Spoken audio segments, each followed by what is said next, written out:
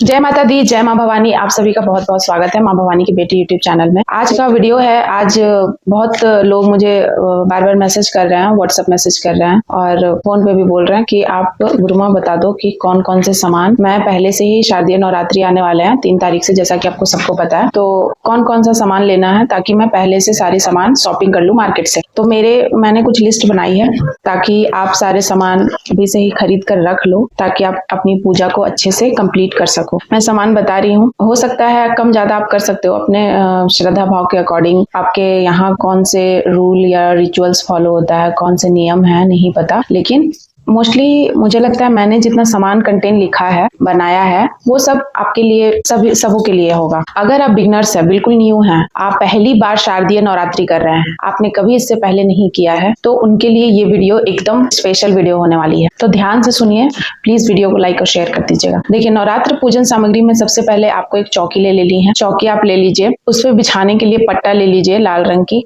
ठीक है। लाल वस्त्र आप ले सकते हैं, सूती का वस्त्र मिलता है, 1.25 मीटर का कपड़ा आप ले सकते हैं। माता जी की प्रतिमा आप ले सकते हैं, अगर आपके पास पहले से प्रतिमा है तो ठीक है, आप उसको साफ करके यूज कर सकते हैं। माँ को स्नान वगैरह करा के, गंगा जल छीट करके आप उनको स्थापित करके पूजा कर सकते हैं। अगर आपके पास विग्रह है, प्रतिमा है माँ की, तो आप फिर उन्हीं को स्नान वगैरह करा के साफ सुथरे, साफ नए वस्त्र पहना करके आप उस दिन माँ को स्थापित कर सकते हैं। फिर गणेश जी की मूर्ति, बहुत लोग इसमें गणेश जी की मूर्ति अगर आपके पास है तो, गणेश जी का तो पूजा होता ही है सबसे पहले, तो गणेश जी की मूर्ति आपके पास है तो ठीक है, फोटो है उनकी, ठीक है। अगर नहीं है तो एक आप सुपारी की गणेश जी आप बना सकते हो। नेक्स्ट है नवग्रह यंत्र। बहुत लोग नवग्रह यंत्र की पूजा करते हैं नवरात्रों में, जिनका ग्रह से पीड़ित हैं और बहुत ग्रह दोष है, तो उन लोग वे सभी नवग्रह की पूजा करते हैं तो यंत्र का यूज करते हैं।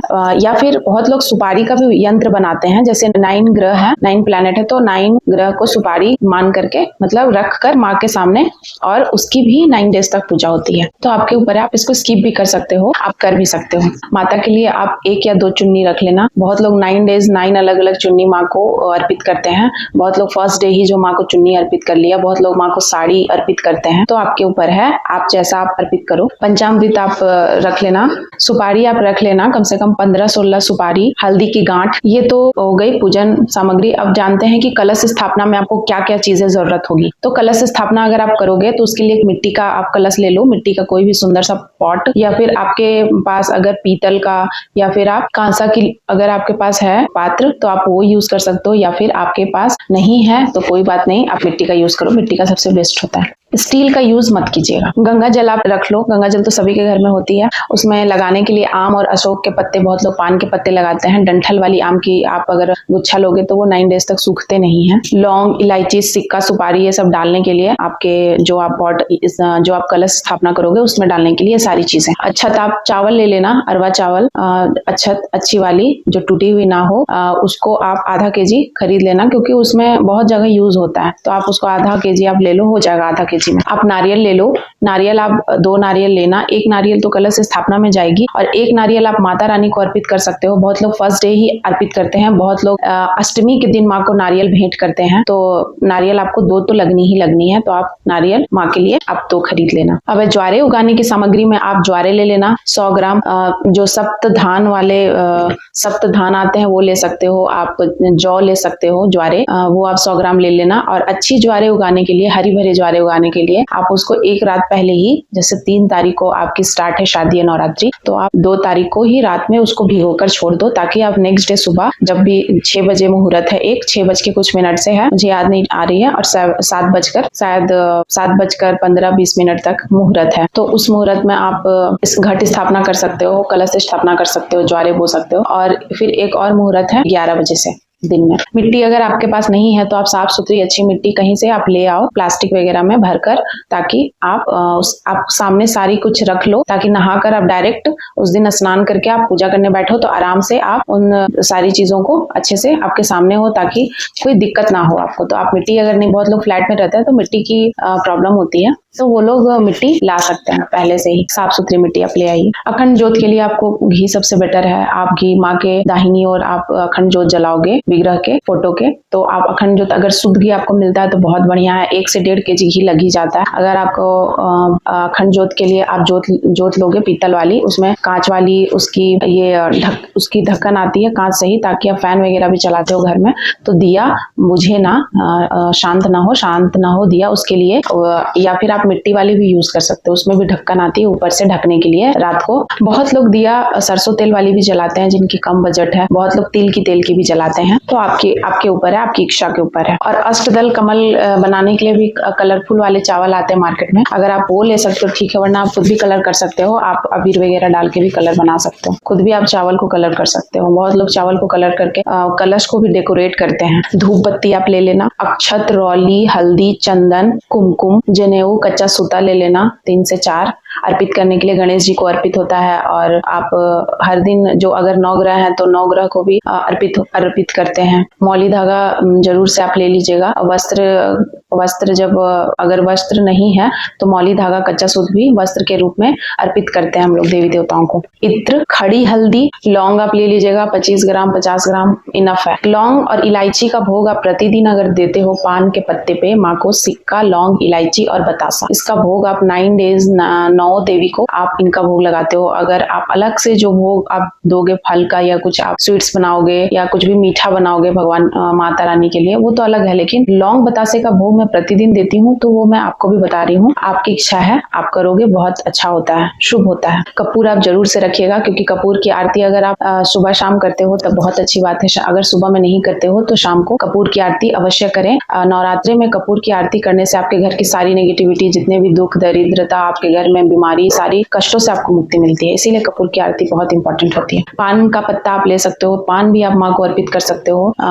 आप 9 डेज माँ को पान का बीड़ा अर्पित कर सकते हो, या फिर आप पान का पत्ता आप एक दिन पहले भी आप लाओ, क्योंकि वो फिर सूख जाते हैं। अगर आपके घर में प्लांट है तो कोई बात नहीं, अच्छा है, आप डायरेक्ट तोड़कर यूज कर सकते हो। जिनके लिए नहीं है वो लोग कलेक्ट कर सकते हैं। फूल आपको प्रतिदिन फूल आप माँ के लिए, जैसे हर दिन सफेद फूल, जैसे शैलपुत्री प्रथम दिन है तो उनको सफेद फूल पसंद है माँ को। फिर पर्पल वाली जो अपराजिता की फूल आती है, वो अड़हुल की फूल तो हर दिन आप चढ़ाओ माँ को, वो तो पसंद ही है। तो फूल आपके आसपास जैसी फूल, आपके घर में जैसा फूल उपलब्ध है, जैसा है, जितना आप सक्षम है, आप उस तरीके से माँ को फूल अर्पित कर सकते हो। दुर्वा हर दिन आप अर्पित करना गणेश जी को, दुर्वा 9 डेज अर्पित करो आप। दुर्वा तो मिल जाती है कहीं भी आसानी से, तो आप दुर्वा गणेश जी को अर्पित करो हर दिन। अब हवन सामग्री, बहुत लोग हवन हर दिन करते हैं, बहुत लोग पहला और अष्टमी 2 दिन करते हैं, और बहुत लोग सिर्फ लास्ट दिन, जिस दिन 9 कन्या को भोज कराते हैं, उस दिन करते हैं। तो हवन की सामग्री आप ले लेना। हवन के लिए धूप, छोटी वाली जो मिट्टी का पात्र आता है, छोटा हवन करते हैं लौंग कपूर वाली, तो उसके लिए। और अगर बड़ा हवन करना है तो हवन कुंड आपको एक रखना होगा या बनाना पड़ेगा हवन कुंड। और हवन की जो सामग्री आती है वो सारी,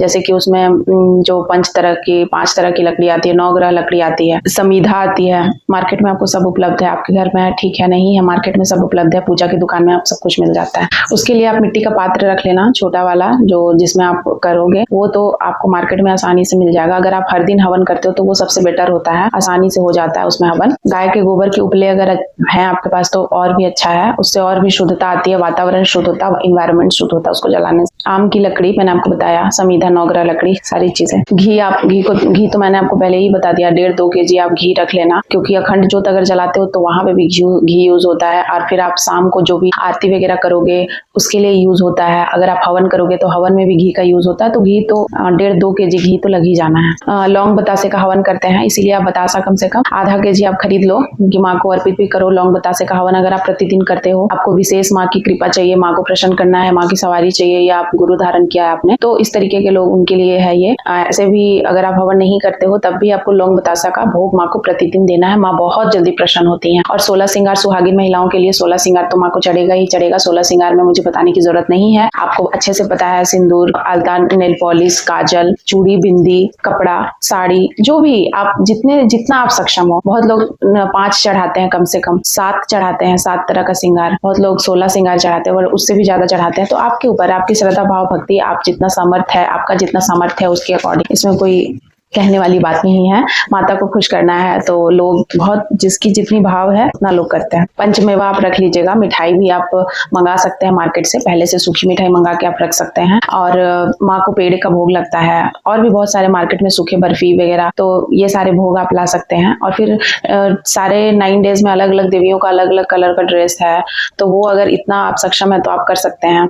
अगर 9 डेज अलग अलग देवियों को अलग अलग भोग लगता है, जैसे पहला दिन माँ शैलपुत्री को घी का भोग लगता है, सेकेंड डे माँ को कुछ दूध का पकवान वाला भोग लगता है, थर्ड डे मालपुआ का भोग लगता है। तो इस तरीके से पूरे 10 डेज तक गुड़ का भोग लगता है माँ कालरात्रि को, तिल का भी भोग लगता है, खीर का भोग लगता है, शहद का भोग लगता है। तो 9 डेज बहुत तरह के भोग लगते हैं। अगर आप इतना सक्षम है तो ठीक है, नहीं है तो माँ भाव की भूखी है। ये सारी चीजें तो बस कर्म कांड है, मैं पहले भी बोलती हूँ, अभी बोल रही हूँ, माँ तो भाव की भूखी है। आप जितना आपका भाव, जितना आप पवित्र हो, शुद्ध मन है आपका, जितना माँ के प्रति आपकी भावना अपरंपार है, उतना माँ जानती है, माँ सब जानती है, माँ को सब दिखता है, तो माँ बहुत ही अच्छे से पहचानती है।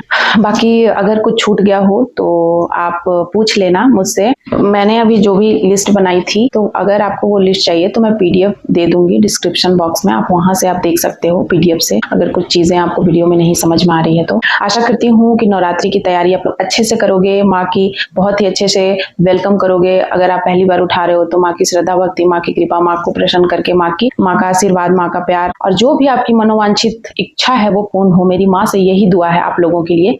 नमस्कार, जय माता दी।